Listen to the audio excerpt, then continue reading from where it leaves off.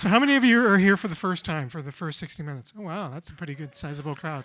Well, thank you for coming out tonight and to this free event, as Maria mentioned. And my name is Kachun, as she said, and I am an astronomer. I'm actually the sole astronomer space person here at the museum. And my specialty is in astronomy or astrophysics, meaning I study things that are outside of our solar system. And for the 60 Minutes in Space programs, what I do is I look through the news from the past month or so, and I pick stories that interest me, and they typically tend to be about things outside of our solar system, and I cover them in slightly more depth than you might find if you were to encounter the story online or in the news or reading a newspaper. So I'm sort of presenting these stories as I see it as a scientist, and so hopefully give you a little bit more understanding about the science behind these stories. And the last time that I was up here was actually in June, and I was out of town in July. And last month, how many of you were here last month? Okay, we had maybe 10% of the crowd. We had a special event with Lockheed Martin where they came out and talked about the Artemis missions back to the moon, and not here, but in our Infinity Theater. So again, we had to delay the space news. So I'm back after a several month break, and as a result, I have way too many stories, and we're going to see if I can get through all of them. And one thing that I've been experimenting with for the last over a year and a half now is I've also been taking questions from the audience. So if you take out your phone and scan this QR code, this will take you to a form that you can submit a question to me that I might potentially answer. Now, unfortunately, because I've been doing this for a while, I probably have about a backlog of about 100 questions, and it would take me multiple decades to go through all of them, given the pace that I've been doing that. And I'll be putting up this QR code again at the end, so if you think of something after this talk, you can submit it. I'm not going to be answering your questions that you submit tonight. So you might see an answer in an upcoming 60 Minutes in Space. But because I've been so slow, what I'm going to do tonight is I'm actually going to cover multiple questions in like a really short, super fast format. And so that will be one slight thing that I'll be doing differently for those of you who have come before in the past. And Maria probably saw this slide, which is why she mentioned aliens. So we had Kelsey ask, is there any evidence of aliens? And the answer is no. but you probably want a more sophisticated answer than that. Obviously, when we're talking about aliens, we're talking about alien life and potentially even technological life, intelligent life. And so far, we haven't found any evidence of that, although astronomers and other scientists are clearly, obviously interested in finding that. There's also the question of non-intelligent life, and one of the things that we've discovered by investigating the universe over the last multiple decades is that, at least on Earth, it seems like very simple microbial life got started pretty quickly on Earth as soon as the conditions on Earth became suitable for life to exist. And so based on this single one example, that seems to imply that simple microbial life might actually be easy to start up elsewhere in the universe. And so astronomers and other scientists are interested in searching for evidence for simple bacterial life, for instance. And so you might have heard about the story about traces of life being found on Mars. And in fact, the most advanced rover that we have on Mars did find possible chemical evidence for life. But right now, that evidence is still somewhat circumstantial. And so we basically have to wait for a future mission to bring back that evidence to Earth for it to be examined in the much more sophisticated laboratories that we have here on Earth, rather than having this robot on Mars try to investigate it. So right now we do have some intriguing evidence that microbial life might have existed in Mars's past, but it's still not 100% yet. So we really have to wait for that sample return mission to bring those samples back. All right, so like I said, instead of going super deep into these quick Q&A sessions with questions that people submitted in the past, I'm just going to speed through these. But what I do have are a bunch of much bigger stories that I'll be going through in greater depth. But because I have so many of them, after a 3-month hiatus, I'm going to try to go through them relatively quickly as well without totally confusing you in the audience. Okay, so the first story has to do with dark energy and the Big Bang. And most of you have probably heard of the Big Bang, but maybe you haven't heard about dark energy. So I'm going to go a little bit into the detail of this. So this is kind of deep, but basically the Big Bang is the beginning of the universe. We observe that the universe is expanding today. All the galaxies, including our own, are spreading apart from each other. And space-time itself is expanding and carrying galaxies along with it. And if we imagine running the movie of the universe backwards, you can imagine the universe getting more and more dense, conditions getting more and more crowded, and also the conditions in the universe getting hotter and the density is greater until you come to this point where everything from the universe erupting from a point about 13.7 billion years ago. And physicists and cosmologists are able to use our understanding of the physics that presumably describe how the universe evolves. And so right now we don't really understand what happened before the Big Bang, or perhaps what happened at time 0 at the Big Bang. But the physicists have a pretty good idea, or have they're trying to explain what happened immediately after the Big Bang. And so their ideas include the fact that very early on there was a physical theory that could explain all the forces and all the matter and all the energy in this early universe that was extremely hot and extremely dense. But as the universe expanded, it cooled.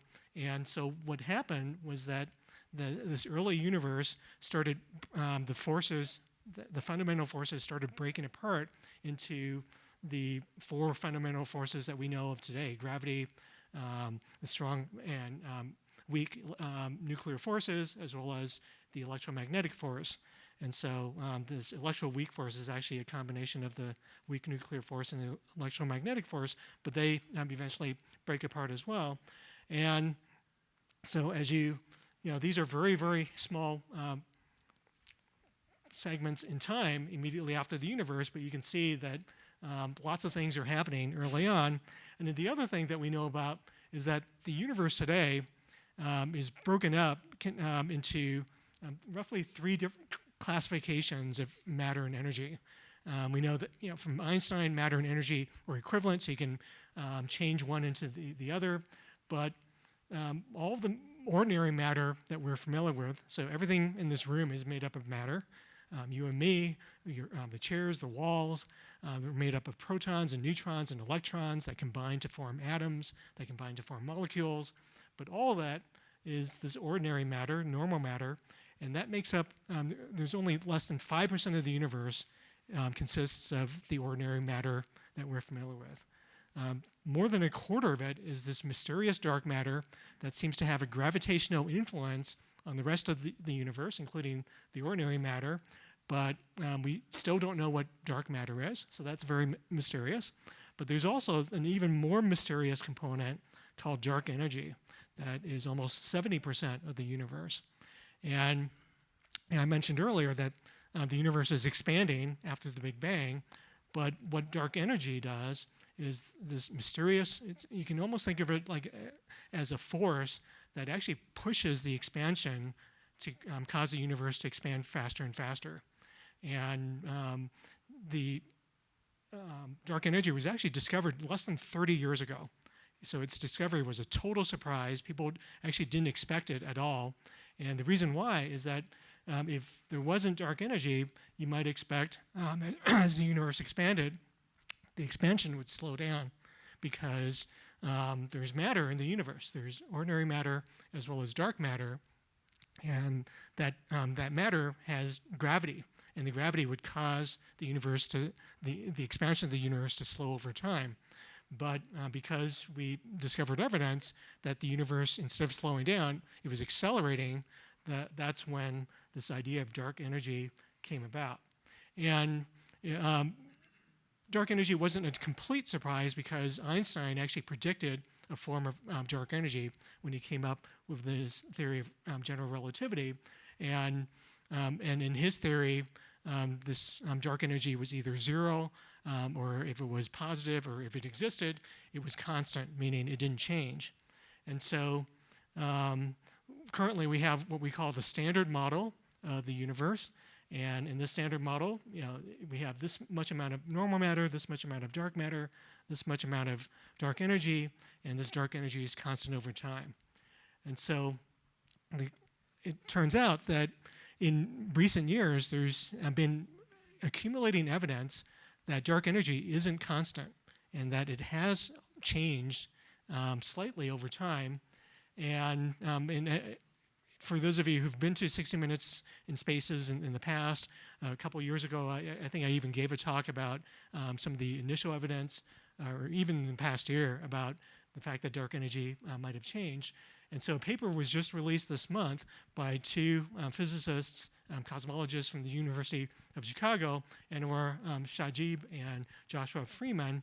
And what they did was they looked at all the accumulated evidence so far from lots of different surveys that astronomers have been accumulating through studies of supernova, through studies of galaxies.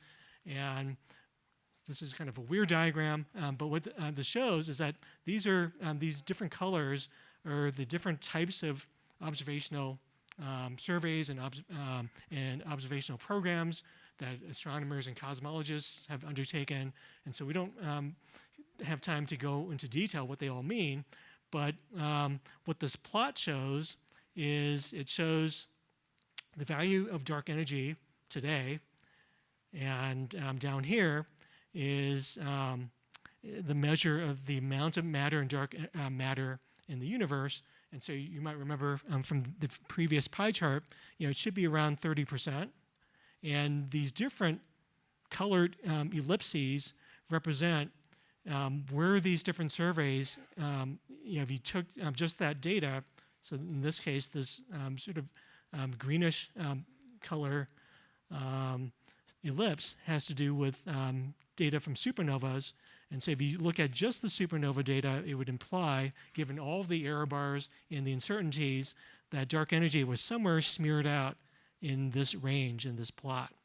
But if you took all the data together and combined them, what you get is an error ellipse focused somewhere around here. And what this means is that this is roughly centered on the 30% of the universe is matter and dark matter, so that roughly corresponds to what we've known. But what this also shows is that, actually this arrow is not quite correct, this -1 line, this dashed line, corresponds to a constant dark energy, meaning the dark energy doesn't change. Well, you can see that this dark blob is above that line, and so that is basically implying that when you've combined the data from these multiple different data sets, this implication is that dark energy has actually gotten smaller in the last several billion years. And so, and obviously people continue to get observations, and you can see that some of these error bars, these are basically error ellipses. They're rather big. But as we get more and more data, we can try, in future papers, you can imagine scientists narrowing this down, whether this stays at this point or whether it shifts slightly. At least, we seem to have an indication that this very mysterious dark energy is no longer constant, and it is evolving, and that will have implications for people trying to come up with theories that try to explain how the universe um, originated and how it evolved over time. All right, so we started off with something super esoteric involving the entire universe, and now we're going to get closer to home, slightly closer to home, by talking about very distant galaxies. And for those of you who were here, I think in January, I first talked about these little red dots, or LRDs, and these are galaxies that were first discovered by the James Webb Space Telescope, and these turned out to be these galaxies are very distant, and what that means is that if they're very far away, light has taken a long time to travel to us, and so we're seeing that light as it was emitted many billions of years ago, up to 10, 11 billions of years ago in some of these cases. And what was surprising about these little red dots is that they appear to be, even though they're very old, or the light left a long time ago, people thought that there might have been a crisis in cosmology because just based on some very simple assumptions, there might not have been enough time in the universe for these galaxies to evolve. And so basically, the argument was that if you're seeing these little red dots, you're assuming the light that you're observing are coming from stars, and that given how bright they are and given how far away they are, that would also mean that these must be very large galaxies with lots of stars, and large galaxies require a lot of time to evolve, meaning the galaxies are drawing in gas from elsewhere in the universe, and the gas gets turned into stars, and so you expect a certain amount of time for that to happen. But if these little red dots are very bright, then there could be a contradiction if there isn't enough time for these little red dots to grow, given how old they are. But in the story that I did back in January, it turns out that, the other thing that people, as they observe these more and more carefully, is that these little red dots show up only about 1.5 billion years after the Big Bang. And then as you get closer and closer to the present, there was a spike in them, and then they started to disappear. And so they really start to disappear about 600 million years. I'm going backwards. So they start to appear 600 million years after the Big Bang, and then they start to disappear about 1.5 billion years after the Big Bang. So this is the Big Bang over here, and then the present is off towards the left. And then the other discoveries that people started to make was the realization that as they began to observe these at other wavelengths, so wavelengths not just with the James Webb Space Telescope, they started to realize that the spectra, by looking very carefully at the light from these galaxies, that there was a portion of the light from the infrared part of the spectrum, that seemed to be coming from the supermassive black hole, but there's also a portion coming from the stars. And normally the supermassive black holes at the centers of galaxies, they're pulling in material, and the matter gets heated up before it falls in, often to millions of degrees, and it emits in X-rays because the gas is so hot. But these little red dots don't show up in X-rays at all. But what the astronomers realized with these new observations was that there was lots of dust and gas shrouding or hiding the supermassive black holes at the centers of these galaxies. And as a result, that the X-rays were being blocked. And the X-rays instead would heat up the surrounding gas and dust, and that gas and dust would emit in the infrared. And so that's why you have all this infrared emission over here. And then you had some infrared emission from the stars, and that gives you this funny V shape to this spectra from these galaxies. And then from other analyses, they were also able to show that the black holes were a substantial fraction of the mass of these galaxies. And so the actual light from the stars wasn't as much as they had thought it would be. So there wasn't that much of a controversy anymore So because there was less light from stars, that meant you didn't need as much time for these galaxies to build up. And so I'm going to skip through the slide. So I'm going to come to this current paper that just came out. And what this paper focused on were the discovery of nearby galaxies, or relatively nearby galaxies, that appear to be similar to the little red dots that have been found in much more distant in the much more distant universe. And this work was led by Xiaojing Lin, who's a graduate student. She worked at Steward Observatory at the University of Arizona, and what she did, along with her team, was they found three what look like current little red dots, although they're not red. They look more orangish, given the stellar colors. And so, instead of being over 10 billion light years away, these are between 1 and 3 billion light years away. So the most prominent one is 1.3 billion light years away, and these the other two are 2.1 and 2.7. And because they're much closer, they're easier to observe with telescopes. And so they're able to observe these with telescopes and get enough information where you can take the light from the telescopes from these galaxies and spread them out with a spectrograph. And when you're spreading the light out and looking at it in different wavelengths, you can basically examine the fingerprints of different atoms and ions and molecules that are being emitted within that light. And so they're using a couple of different telescopes worth of data. And so this dark line is coming from one telescope, and then these blue dots are from other telescopes.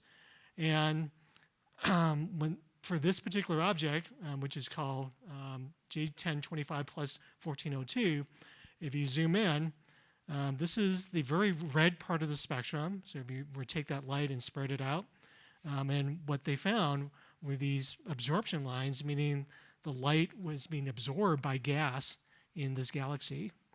And so normally, if that gas, or if and this gas could be tied to calcium atoms, and these are known as calcium T lines. And because there's so much calcium gas absorbing the light and showing up in these three different lines, they call this object the egg.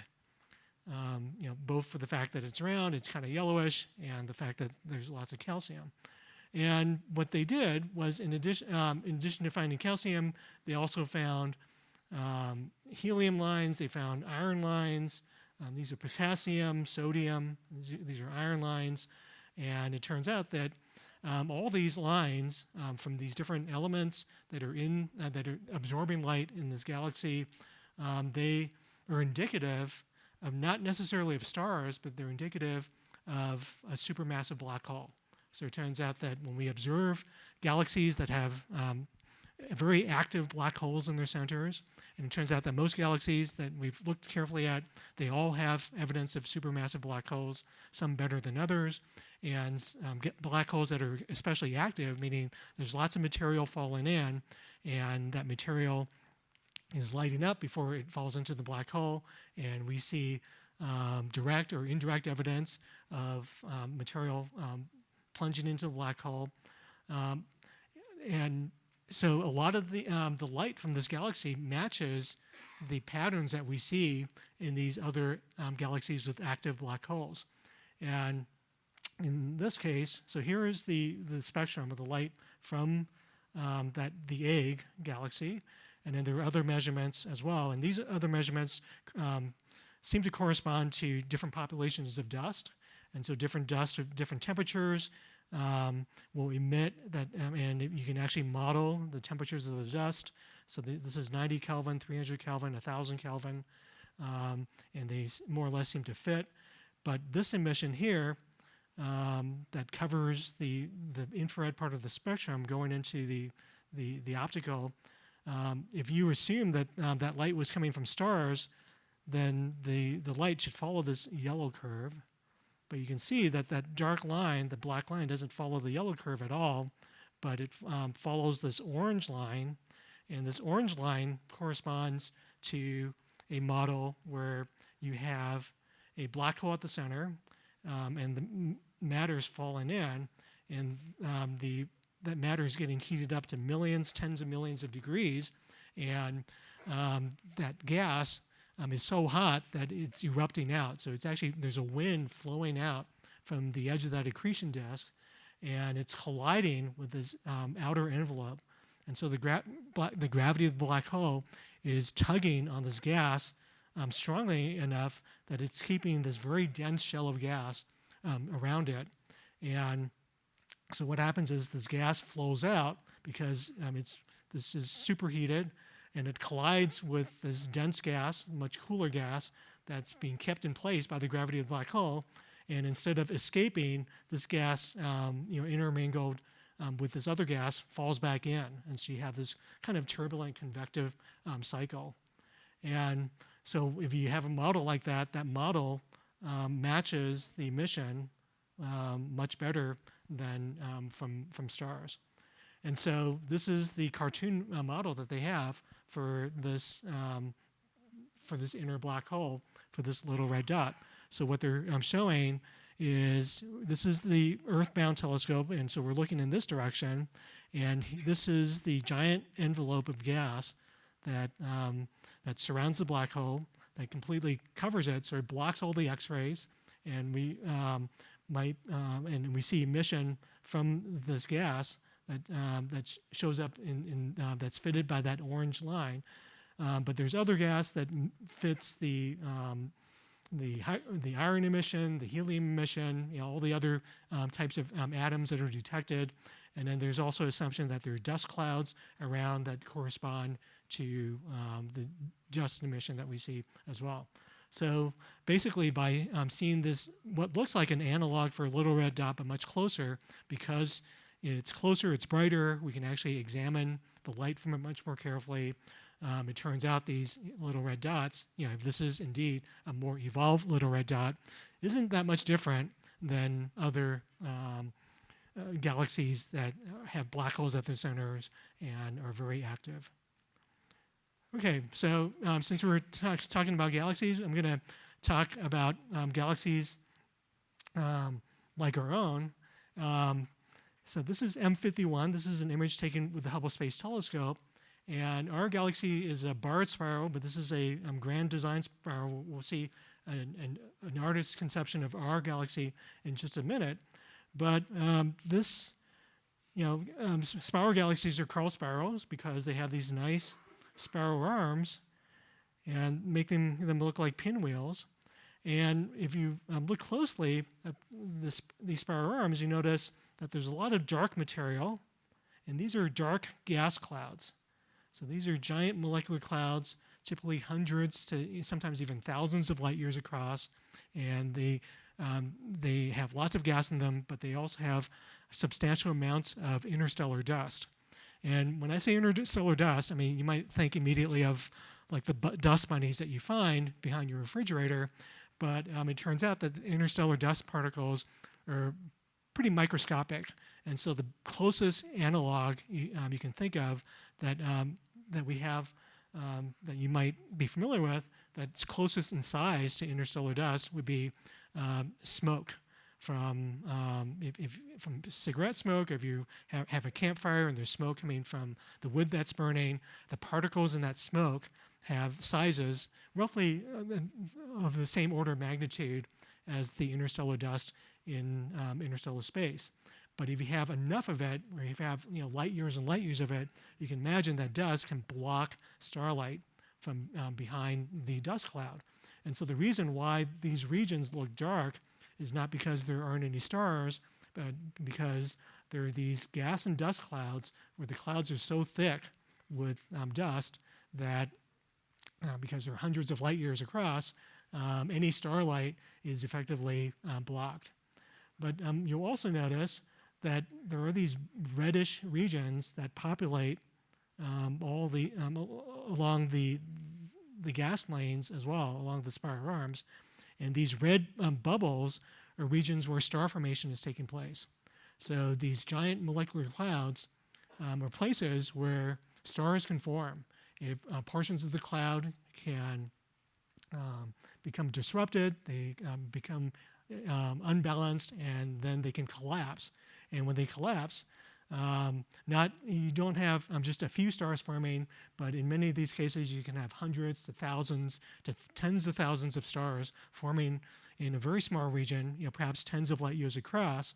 And when you have that many stars forming, you might also find a handful of massive stars forming as well.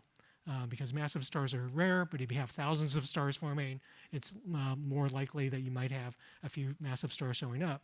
And those massive stars, unlike our sun, so any star that's more than 8 times the mass of our sun, we think of as a massive star, they pump out huge amounts of ultraviolet radiation. And that ultraviolet radiation ionizes the gas around it. These stars also have winds, stellar winds that are pumped out, and the winds and the radiation basically disrupt the molecular clouds from the inside out. So you can imagine these baby stars forming in their natal environment, surrounded by the gas cloud that they're born from. But as soon as you have a bunch of stars being born, the winds and the UV radiation destroy the surrounding gas until you get these reddish bubbles. And the red light is actually coming from hydrogen gas that's been ionized by the UV radiation from these stars. And so this is M51. This is taken by the Hubble Space Telescope. And now let's look at, so this is that optical image.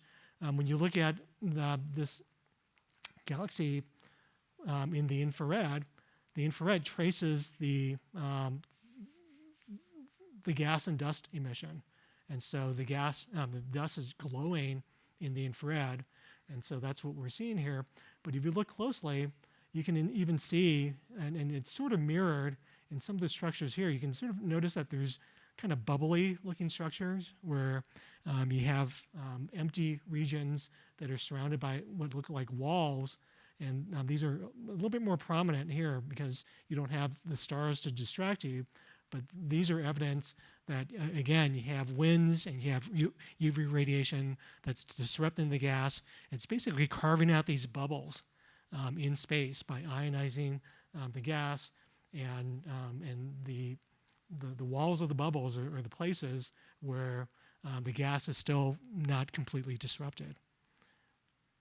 All right, so we can see and we've observed many, many galaxies. And I've talked in the past about James Webb Space Telescope programs to observe galaxies like our own Milky Way, where you're seeing similar types of structures. And so, the question is, can we imagine what our galaxy looks like from the outside? Now, our galaxy is enormous. It's over 100,000 light years across. And the spacecraft that we sent out have barely past the edge of our solar system. And depending on how you define the edge of the solar system, our spacecraft perhaps haven't really gotten close to the edge at all. But there are ways to investigate the populations of stars. And what I'm going to talk about is our data and results from the Gaia mission.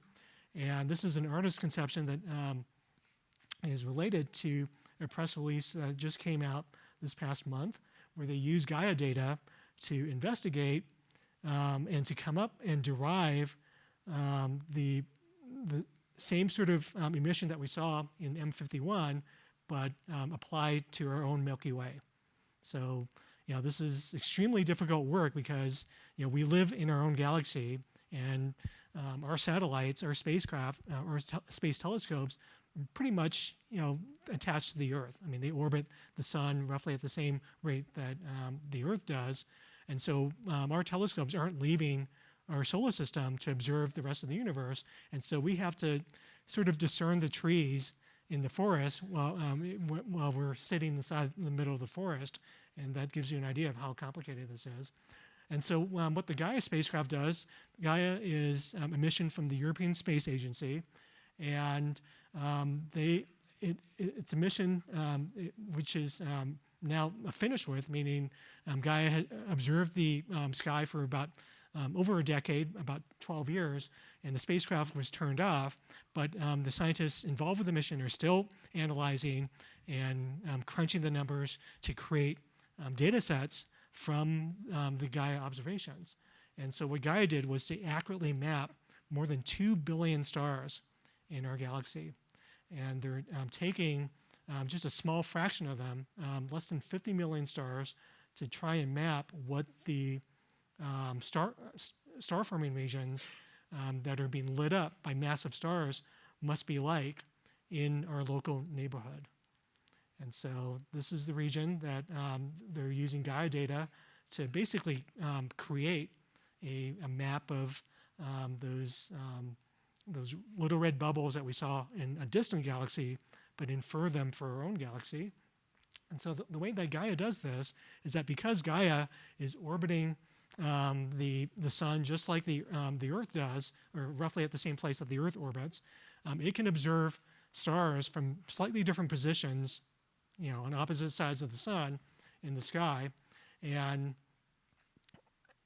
depending on, we'll start this animation again.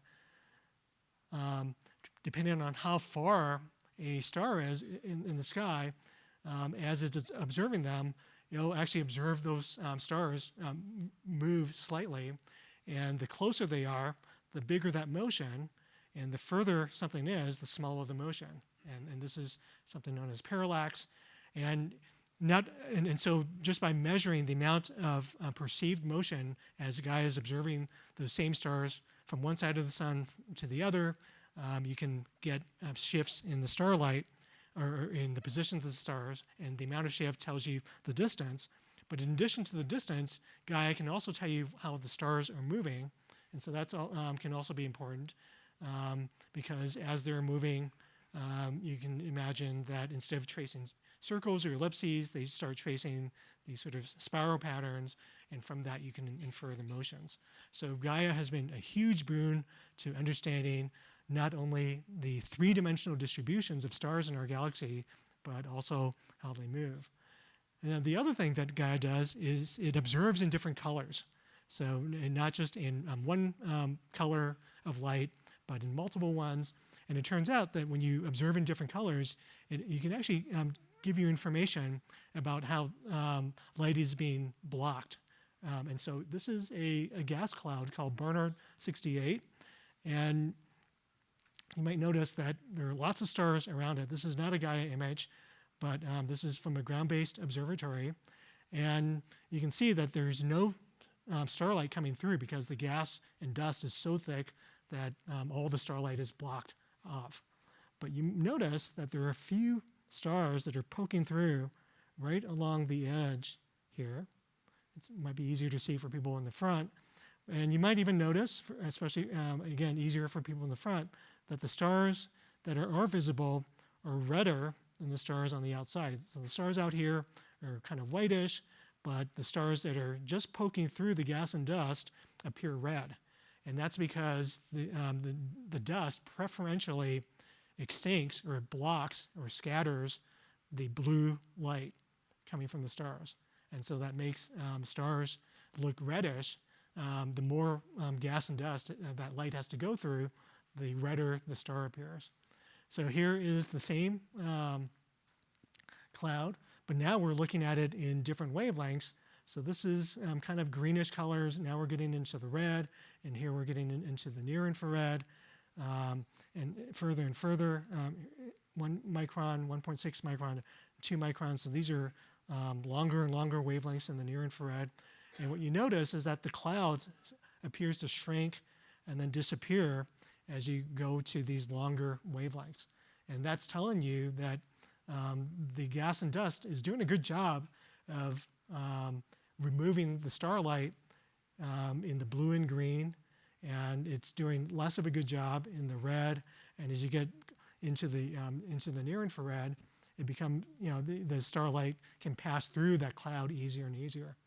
So basically what this means is that if you observe with enough colors, you can actually get a sense of how much gas and dust there is in your line of sight that's blocking the starlight. And so that's what people have started to do with the Gaia data. And here is Barnard 68 using just Gaia stars. And so, so just from the stars, you can actually make out the cloud from the Gaia stars. And because Gaia more or less observes just in the in optical wavelengths, not in the infrared, the Gaia starlight is basically being completely blocked out at the centers. But there's enough information for you to tell, for people to infer how much gas and dust there might be at the edges of this cloud. And so, what are we doing with Gaia for the region surrounding the sun?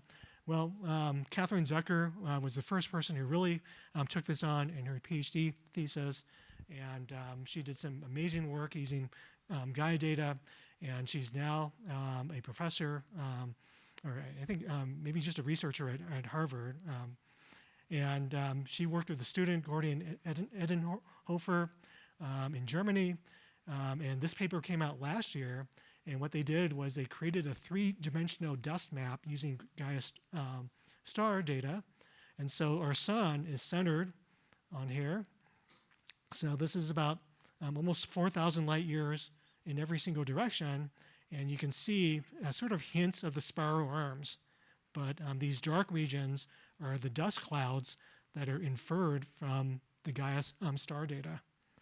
And so this is a pretty amazing result, the fact that we can take hundreds of millions of stars and take the colors from those stars and figure out what the dust and the gas must be like between us and those stars. And so that leads us to the paper that just came out actually a few months ago, earlier this year, back in March, which was by Lewis McCallum, who's also another graduate student, this time at the University of St. Andrews in Scotland. And in his paper, what he did was he looked at the light from the hydrogen light that's from ionized hydrogen that's been exposed to those very harsh ultraviolet photons from those massive stars. And so you can actually, there have been surveys that have mapped the entire sky. So this is taking the entire sky and kind of flattening it.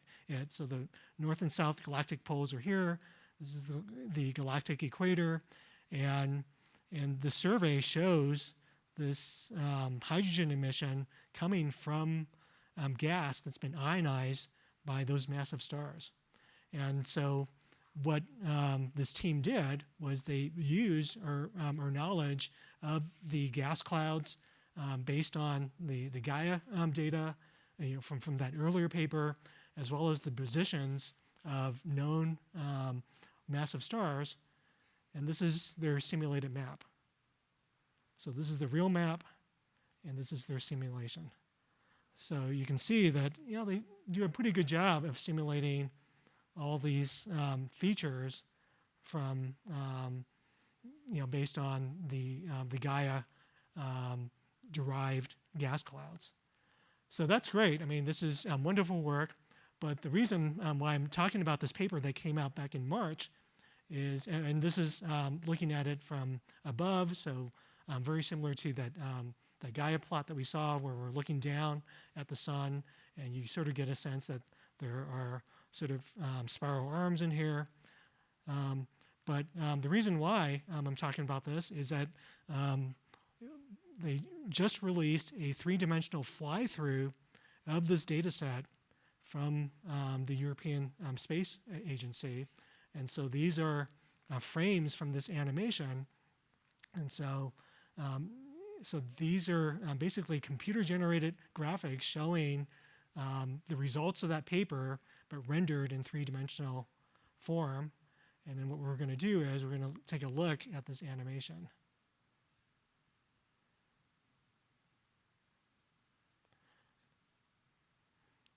And so they've identified the various features that astronomers have long mapped and recognized in the sky, but now we have an accurate way to fly through them. Because if you think about it, if you're looking at the glow, the emission from these nebulae, from these star-forming regions, we see them flattened in the sky. We don't actually have any three-dimensional information. So this is really the first time that people have come up with a more or less accurate rendering. And this is the Orion Nebula, which is in the sword of Orion. This is the Lambda Orionis ring is actually in the head of Orion. There's this glow coming from a star in the head of Orion. There's something known as the California Nebula that's, I think, towards Perseus that actually looks like California, if you've ever seen it.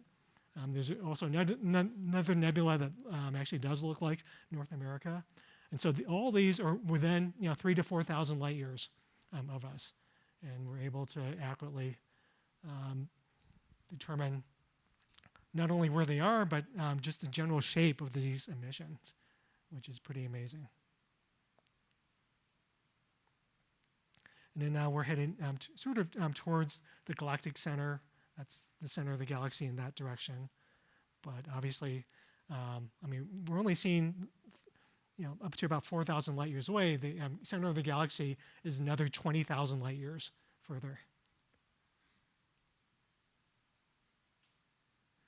So pretty amazing visualization work, and this is something that you can Google and look up yourself if you wanted to see this again. Okay, so let's go on.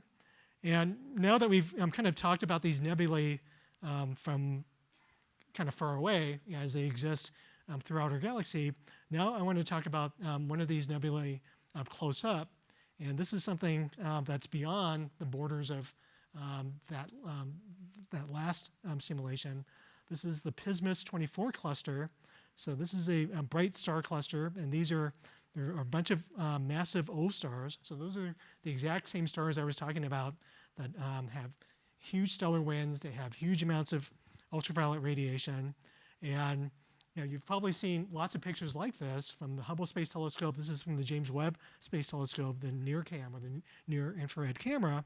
And what we're seeing is basically the result of these massive stars eroding the gas cloud that used to surround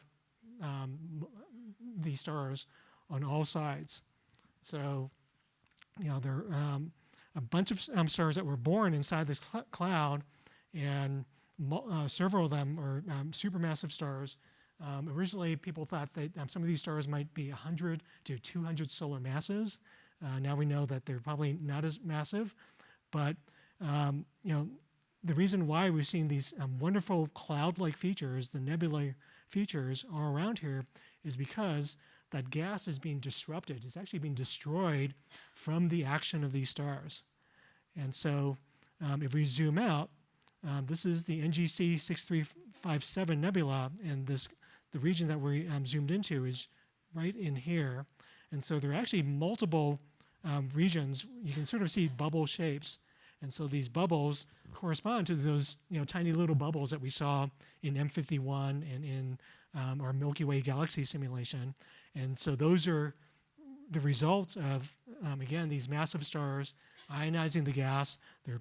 The stellar winds are pushing the gas up and creating these bubbles. And as we zoom in, this is a Hubble Space Telescope image of that exact region that we saw before. And again, you see hints of material being eroded away. So you can imagine, this is the interstellar equivalent of Monument Valley in Arizona, where wind and water on Earth have eroded the rock and leaving these magnificent sort of tower-like structures. And the same thing is happening here. We have the spire that perhaps has the densest gas, and so it's resisted being eroded and blown away. But you can imagine over the next few 100,000 years, much of this stuff will eventually get destroyed as well. And you can even imagine seeing gas boiling off the surface here from the Hubble Space Telescope image. But let's go back and look at the James Webb image.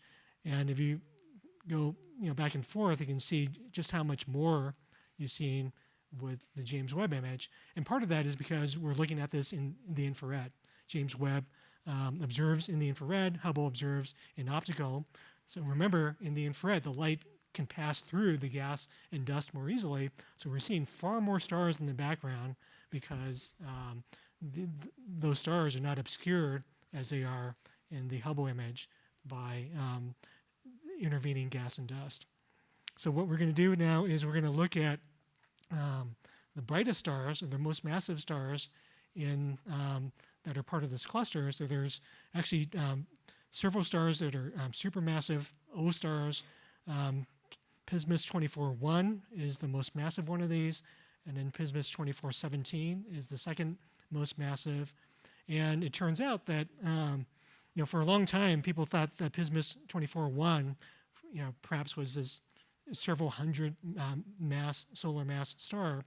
But in 2007, these authors looked at it with the Advanced Camera for Surveys in the Hubble Space Telescope, and when they zoomed in, they found that Pismis 24-1 was actually a binary. So there were actually two stars instead of one star, and they were able to use the ultra sharp vision of one of Hubble's cameras to figure out that it was two stars. And then furthermore, this star was a spectroscopic binary, meaning there's another two stars in there that you can't resolve, meaning they're too close together for you to see, for you to tell apart.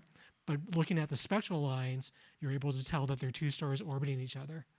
And so from these observations, they're able to tell that this star, 24-1 Southwest, has about 96 solar masses.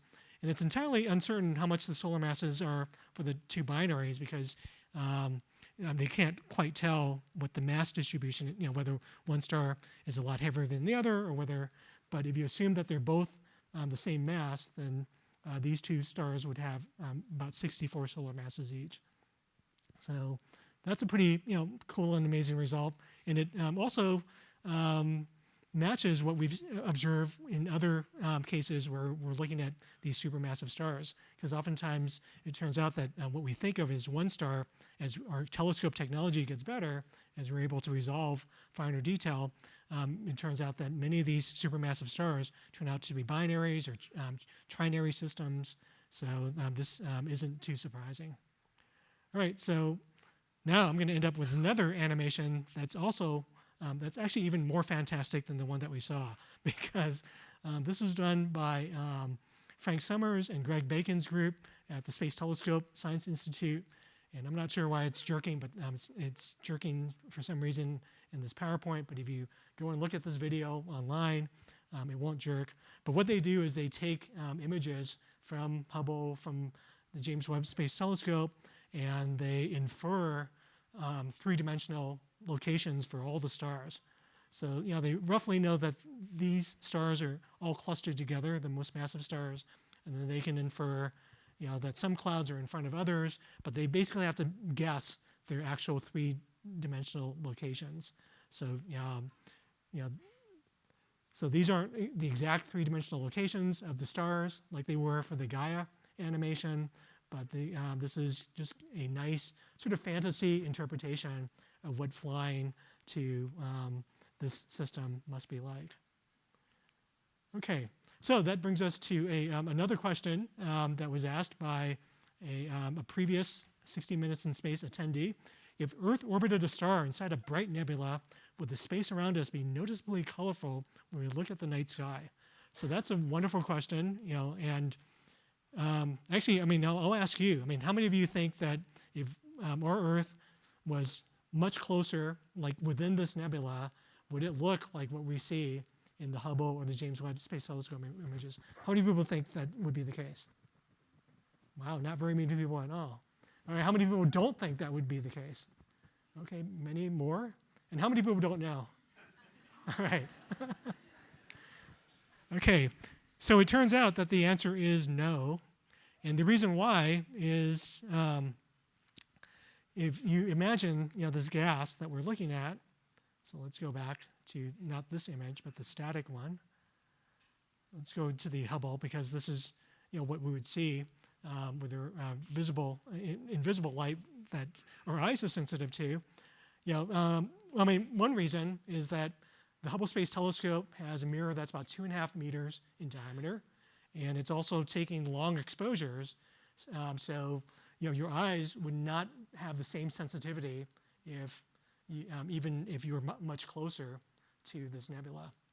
But so you might ask, well, even if your eyes aren't as sensitive to Hubble, and we can't have long exposures with our eyes, would we at least be able to see slightly more than what we would from here on Earth at the distance that we are? And it turns out that the answer is, again, no. And the reason why is that if you imagine looking at this emission coming from this gas, and you can say that this brightness of this gas might be 10 units per square degree or per square arc minute in the sky. Well, if you were to move twice as close or half the distance to this object, well, because of the inverse square law, if you got closer to something by decreasing your distance to half the distance, the brightness of that object would go up by 4 times.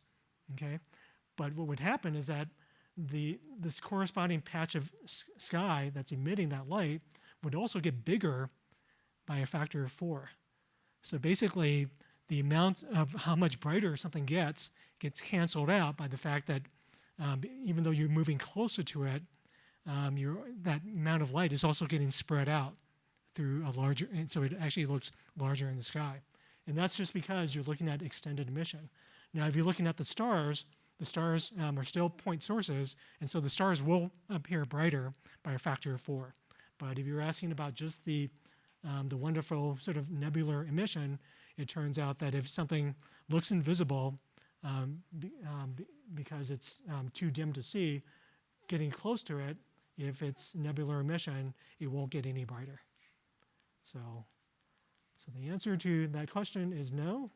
And then we're running out of time, so I'm going to quickly speed through my last couple of stories. And we just passed this particular milestone. So if you go to NASA, you can find there's a NASA dashboard showing the number of exoplanets, showing planets that we've discovered beyond our own solar system. And we just passed 6,000. So I just took a screen grab this afternoon, and we're at 6,007. And the first exoplanets were discovered in basically the mid-1990s. 51 Pegasus b was the first normal planet that was discovered around a normal star, and that was in 1995, October 1995. So we're basically coming up on the 30th anniversary of the first major planetary discoveries. So any of you who are under 30 years old, how many of you are under 30 in the audience? Okay, you have not been alive, in your entire lives, we have known about planets beyond our sun. So for everyone who's older than 30, that means you grew up in a time where we didn't know of any planets outside of our solar system. But everyone under 30 have lived in a time when we've known about planets outside of our solar system. So that's a pretty amazing thought to think about. And the NASA dashboard also has a little animation that you can scroll through to see the number of planets that have been discovered year by year. So here's 2004, and they using different techniques. So the radial velocity was the most popular technique early on. This could be done from the ground, but when we started launching satellites, like the Kepler satellite and now TESS and other satellites, many of the planets are being discovered through this transit method. We're looking at the signal of planets passing in front of their parent stars. So now we're coming up on 2022, 2023, and 2025. So just over 1,000 planets have been discovered by radial velocity, but most of the planets are being discovered nowadays using this transit technique. So we're living in pretty amazing times, and I want to end tonight with one last story about a couple months ago. You might have heard of, and for those of you who came to 60 Minutes in Space, probably heard me talk about this world Kepler 218b, which there were researchers who were suggesting that this was a Haitian world. And what a Haitian world is, it's a combination of hydrogen and ocean. And so these astronomers were suggesting that Kepler 218b was a body that was mostly water with a thick hydrogen atmosphere, and that they had also discovered evidence that there were biosignatures in the atmosphere, meaning there was evidence for a chemical compound that could have come from life. And then it turned out, as you might have heard in my story or my recounting of this, that there were that you could be skeptical of this argument for reasons of looking at their data more carefully. But it turns out that there's a new paper that just came out that makes us even more skeptical of these results. And so this paper came from Aaron Verlin and Carolyn Dorn, who are at the ETH University in Zurich. And what they did was they ran computer simulations of how planets evolve.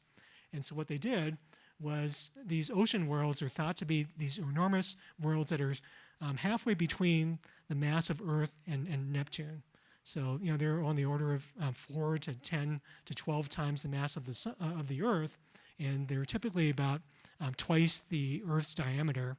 And so they're halfway between the diameter of Earth and Neptune. And in the people who proposed these Haitian world models basically suggested that it was, there could be cases where these worlds, as they're accreting from the disk of gas and dust in the early solar system, would accrete enough ice to build up lots and lots of water.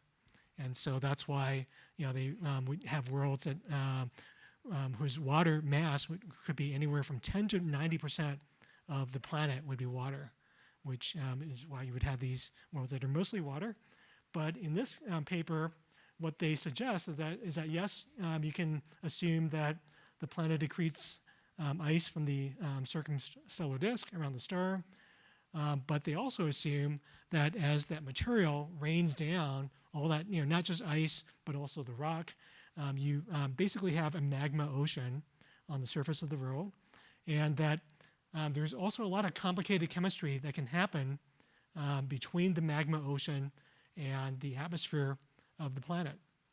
And it turns out that and so this is the one thing that they do differently than all the other scientific work that's been involved, where people have come up with these Haitian worlds, is they had never bothered to actually do a really sophisticated chemistry model, and here they do. They involve lots of different species, up to 26 different phases of chemical compounds. And by phases, that means not only metals and silicates, but also metallic and liquid and gaseous phases for these different compounds. And what they find is, this is the key plot from their paper. So if what this plot is showing is the amount of water that's accreted onto the world, so the amount of ice and water that falls onto the planet as it's accreting stuff from the circumstellar disk, as it's gravitationally attracting it. And then this is the amount of water that's left over after all the chemical reactions. So after you wait until the chemical reactions equilibrate, after the reactions stop. And if you assume that there are, and then this is kind of the parameter space that people have proposed for Haitian worlds, anywhere from 10 to 90% water by mass. And then this is the line that you would expect planets to fall in if there wasn't any chemistry. If you just assume that the water and ice that falls into this planet, that accretes onto the planet, remains there for all time. And so that's why you would get lots of water on the surface, because there's no assumption that any chemistry takes place. But because they run this model with lots of chemistry, they ended up running lots of computer simulations, and they had about 250 planets that they ended up with. And basically all these planets, they had anywhere from close to 0 to 30% water by mass, but that was originally accreted, but at the end, the total amount of water that was left over was about 1.5%. So basically, according to their simulation, Haitian worlds can't exist. So we'll see what happens, because Other people will probably try to one up them and come up with even better simulations. But unless those simulations are radically, radically different, this seems to sort of put a nail in the coffin of the idea of Haitian worlds. I mean, it's pretty cool to think of these all-ocean worlds where the oceans, could be hundreds or thousands of miles deep. But unfortunately, this says that's unlikely to happen. And then I'll just add I'll answer one final question from the audience. Why do we seem to always look for water as the primary indicator of possible life on other planets? And and for those of you who've been paying attention, you know that big point of NASA when they're investigating Mars is they're looking for evidence of water, and because water suggests the possibility of life. And so the question is, why are scientists often looking for water? Well, one is water is very common in the universe. And second, water is sort of like a universal solvent, meaning things can get dissolved in water. And when things are dissolved in water, it increases their chemical reaction rate. So if you just put some chemicals and leave them on the ground and maybe mix them up, but they're in dry form, you don't expect reactions to happen very quickly because the chemicals aren't necessarily touching each other. But if you have a bunch of molecules that are in water, there are opportunities for them to get jostled, for them to interact.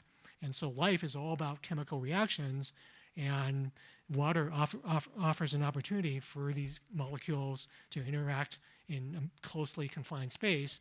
And that's why, you've often heard that our bodies are made up of mostly water, and our cells are full of water, and that's because that water allows reactions to take place and allows life to happen. So that's my quick, under 1 minute explanation. And I'm not an astrobiologist. I'm not a biologist. So that's sort of my understanding of it as an astronomer. So with that, I'm happy to take questions. And again, I'll put up this QR code for those of you who have questions, which may or may not get answered in a future 60 Minutes in Space. And then I'll also end with the date for our next program, which is the last Wednesday of October. And it's a school night, so for those of you who have to leave, feel free to take off. But for those of you who want to stick around for a little bit longer, I'm also happy to answer your questions. Real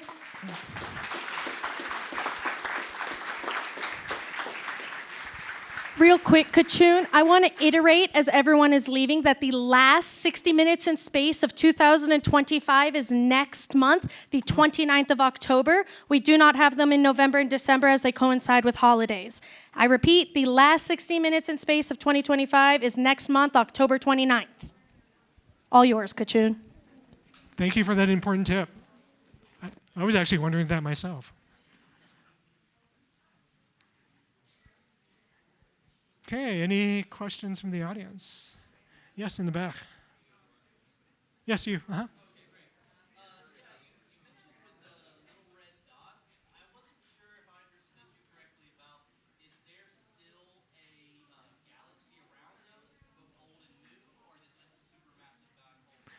Yeah. So the little red dots are, is there actually a galaxy of stars around them, or is it just a supermassive black hole? So those are galaxies, and they appear to be, at least the more distant ones from the papers that I've seen.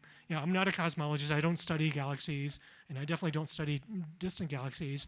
But at least the little red dots that were discovered by the James Webb Space Telescope, actually they were first announced in 2022, so about 3 years ago. They appear to be, relatively small, but relatively massive for their size. But it also, turns out that based on our observations, that a significant portion of their mass is in the black hole form. So, today we know that pretty much every galaxy that we observe carefully has a supermassive black hole. So our galaxy, our Milky Way galaxy, has a supermassive black hole, but supermassive is relative. Its mass is only 4 million times the mass of our sun. But our galaxy is at least 200 billion times, the mass of our sun. So our, galaxy is on the order of about 100 million times, is that right? Billion, 100,000 times more massive I'm trying to do math, and so I might have an order of magnitude off, but it's much more massive than the supermassive black hole in the center. But here in this case, these little red dots, the black hole might be 5% or 10% the mass of the galaxy, and the way that galaxies evolve over the history of the universe is that at the same time that the galaxies are spreading apart because the universe is expanding, gravity is also pulling things together. So galaxies are attracted to each other via gravity. They're attracting, pulling in gas that hadn't been settled into a galaxy prior to that. And so this gas is settling in. And as galaxies attract other galaxies, they can collide and they can merge. And so galaxies are expected to grow from very small to much larger galaxies all the way to the present day. And so I didn't look closely at the more recent paper to see what the expected masses are, but I'm expecting them to be much larger than the little red dots that were found earlier in the universe that were much further away. But yeah, there's definitely a lot of stars and a lot of gas surrounding the supermassive black hole in the center.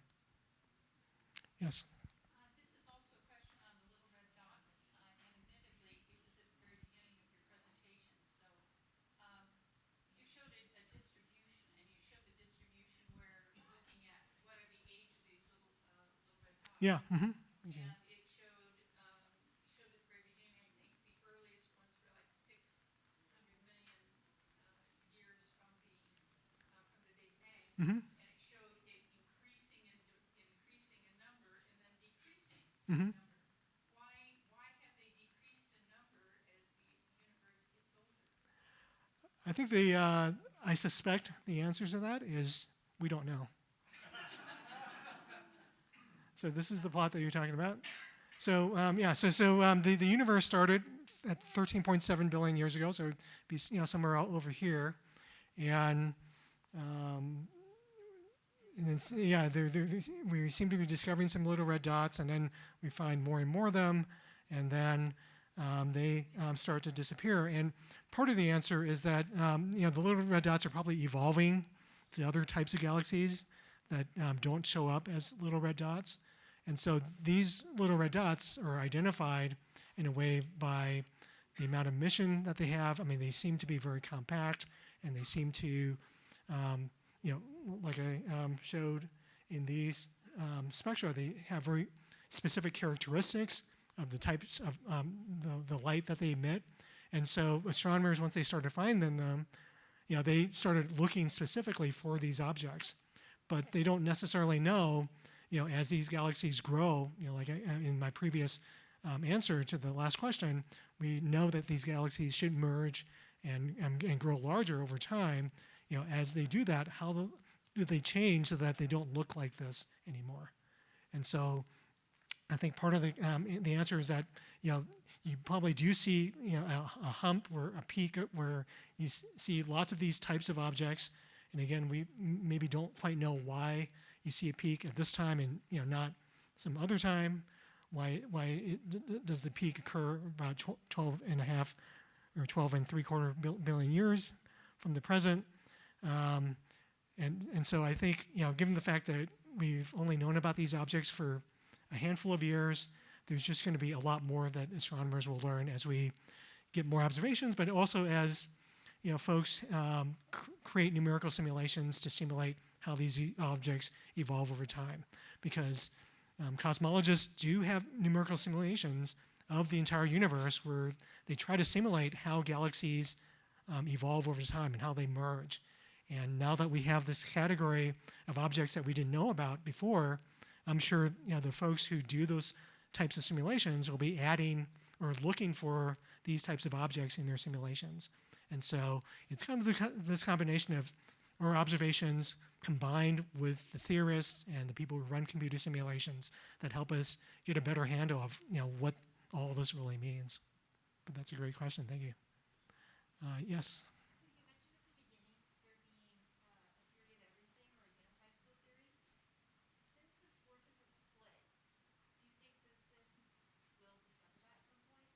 Yeah, so the question is, do I think that we will discovered the theory of everything. So we have to go all the way back to the very first slide here. And I guess the question, I think the answer is we probably will discover that ultimate theory of everything, but how long it takes is another question.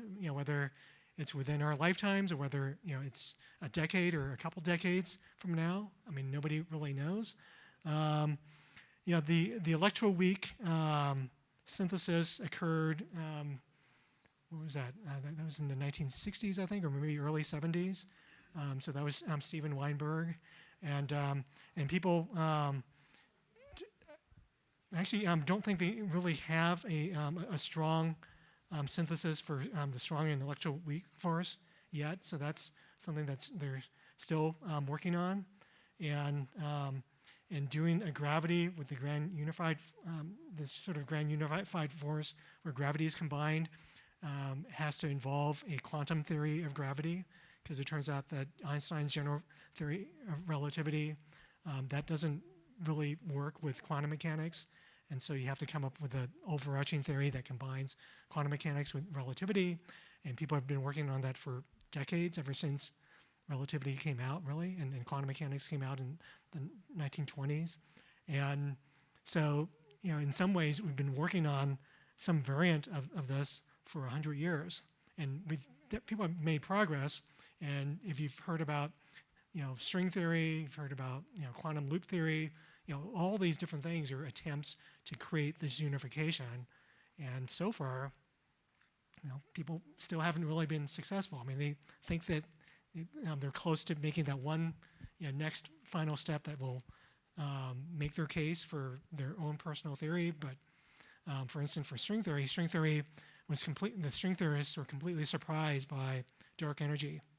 That wasn't predicted at all in string theory, so they had to kind of tack that on after the fact, after it was discovered. So yeah, I mean, I don't really know. I mean, and I'm not a particle physicist, and if you give me one of these papers, it would be totally, I would understand it as much as you would. So I don't think I can predict when it would be, but it could be within our lifetimes, or maybe it won't. Yes. So I was thinking about these particles, interstellar dust, right? And you said think about the size of, if you blew out cigarette smoke, they're probably that size, right? So if you put cigarette smoke up there, I can see how it can kind of block a little light. But in space, how far apart is each of those little particles? Are they like many, many miles apart from one particle to the other? Yeah. So. How does it block it? Yeah. So the question is, how does this interstellar dust block light? How far apart are these particles? And it turns out that the average density in these molecular clouds might be on the order of 10,000 particles per cubic centimeter, which, is that a lot?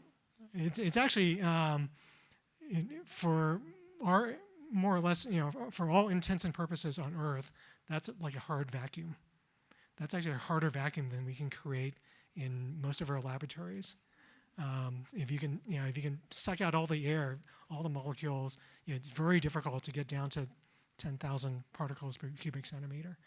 And so what you have to imagine is that if you have this, you imagine a beam of light coming from a star, and if you have a density of 10,000 particles per cubic centimeter, and the dust density is much smaller than that, because there's far fewer dust particles than the molecular hydrogen, because most of the molecules are hydrogen, and the most common molecule is molecular hydrogen, and so the dust is an even smaller fraction. But what happens is, you can say the dust is, I'm just making up a number, 100,000th, particle of dust per cubic centimeter, or maybe you can work out, 1 particle of dust per cubic meter, or X number of cubic meters. So if I grabbed a particle of dust out of cigarette smoke, Yeah. in interstellar dust, you might find one of those particles In a box that's maybe several meters in diameter, right? But you know that dust has a width, a diameter of, however many microns. So it's super tiny. And so the chances, if you have this big box per many cubic meters of intersecting your light beam, if it goes through that box, the chances of it intersecting that tiny little micron-wide dust particle is some Q probability. I mean, some really, really tiny number. But what saves you is the fact that these dust and gas clouds are light years in size. So now you're multiplying, how many of these boxes are in can stretch out across the molecular cloud, and the cloud can be tens of light years across, hundreds of light years across, and so suddenly your probability is now actually much greater than 1.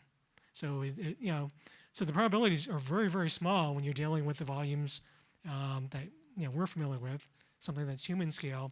But as soon as you expand it to something that's interstellar scale, that's when the probabilities are much greater than 1. Typically, in the center of these dust clouds, you can probably expect a beam of light to get scattered, 10, 100 times before it escapes. So that's why. You got millions of these boxes with one little particle in it. Yeah. But since you got millions of them, you're looking through all those little particles eventually build up so you can't see. Yeah. So it's basically you increase the probability because there's just so many more chances. Great question. Yes, in the back again. You mentioned that the dark energy is decreasing over time, or that's like sort of a new discovery. Does that imply a different understanding of what's going to happen towards the end of the universe as the universe ages? Are we going to collapse more likely now? Yes, that's another terrific question. So if dark energy is decreasing, does that mean what does that mean for the evolution of the universe? Well, before we had we discovered dark energy. So before 1997, which was when the first evidence of dark energy showed up, it seemed like the universe would just continue expanding forever. And when dark energy was discovered, you can come up with all sorts of theories as to how dark energy could exist. But the simplest one is that it's constant; it doesn't change. As soon as you add any complication to it, suddenly the parameter space for dark energy has increased exponentially. Because dark energy causes space to expand faster and faster, if you assume a constant dark energy, that means that as you look further and further into the future, the universe expands faster and faster. So that means the universe grows apart. The galaxies that we see are getting pushed apart even faster than they are. They'll be pushed apart faster in the future than they are today. And so you can imagine the universe going through what's called a big rip, where suddenly things disappear away from you even faster. But if dark energy is decreasing, then that now you have lots of different possibilities, right? Does it decrease and kind of slow to a constant value? Does it decrease back to zero and stay at zero, or does it do some kind of oscillation, or does it go? Because we also have evidence. Again, it's not very strong, but there's some evidence that dark energy might have gotten stronger. It was zero at a certain point, and it increased to a certain amount. So if it started at zero, increased to a certain amount, and now it's decreasing, what if it decreases to zero and it doesn't stop decreasing? What if it switches sign, and instead of getting stronger in one direction, it gets stronger in the other direction, meaning instead of dark energy pulling things apart, it now pulls things back together. So now suddenly, we don't really know which of these cases is correct, and perhaps one way that we would find out is if someone comes up with a theory that actually explains dark energy. And if they do, then you can make a prediction that dark energy would have this sort of behavior in the future. But currently, because nobody knows what dark energy is, again, there are all these different possibilities of what might happen. And right now, any of those ideas are just as valid as any other ones. Yes? From a philosophy point of view, I think could we assume that as the universe expands,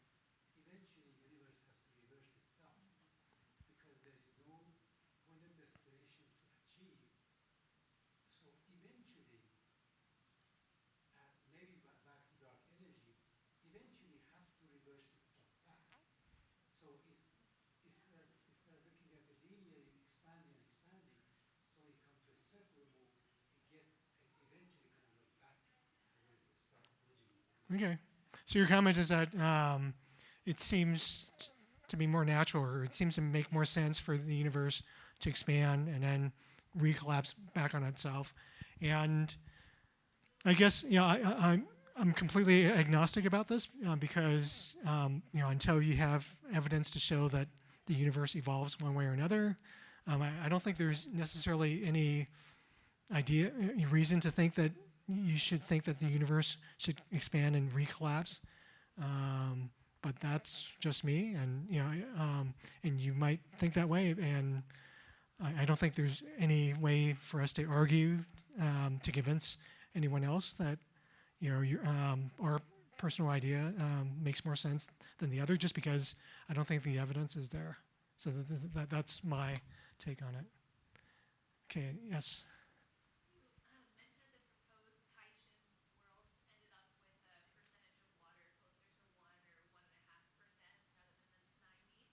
Where does Earth fall in that? Do we also have about 1 or 1.5%? Yeah, I should know this, and I think it probably is on the order of that 1% or less. And yeah, so firstly, I could be completely wrong, but it's probably on the order of 1% or less. It's definitely not 5%. It's definitely not 10%. And one of the really interesting things about Earth's water is that most of the water is actually not in the oceans. Most of the water is actually in the mantle. And that's what this paper also shows, is that the reason why the water disappears is that a lot of it actually gets locked up in minerals in these chemical reactions, and so it gets locked up inside in the interior of the planet. And so one of the most amazing things that I first learned about in graduate school, I was attending this meeting about, of all things, the origins of water and in our solar system, but just learning that there's probably 2 or 3 times the amount of water in all the Earth's oceans that's in the Earth's mantle and not on the surface, because it got locked up in these hydrated minerals.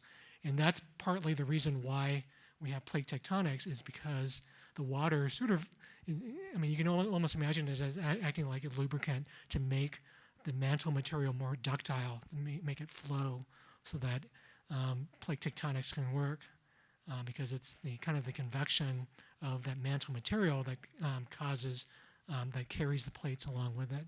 And so if there wasn't as much water, then the plate tectonics would basically stop, or not start at all. Or actually, it could start if there was enough heat, but as the planet cools, it would probably stop earlier because the material wouldn't move as easily.